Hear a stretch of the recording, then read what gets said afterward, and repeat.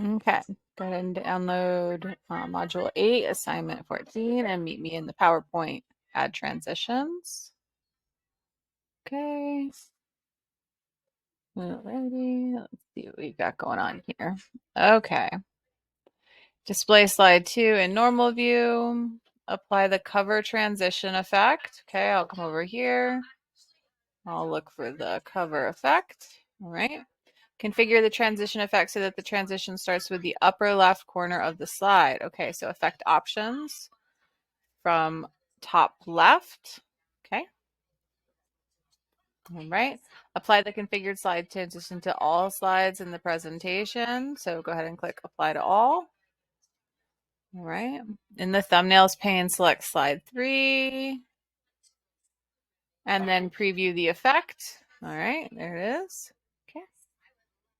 Remove the transition from slide 1. So I am going to now remove this by clicking on it. Oh, I want to run.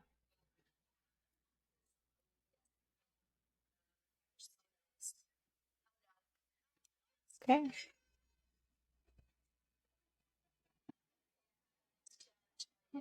None on slide 1.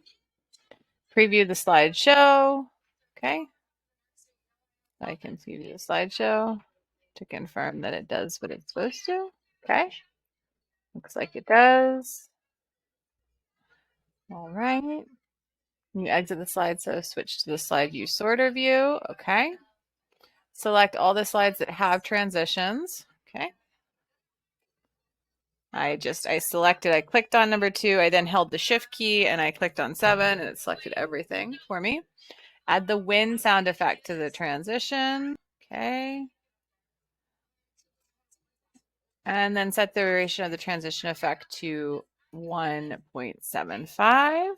All right, duration 1.75. Preview the effect. Oh, look at that. All right. Okay, go ahead and save and you're done with this one.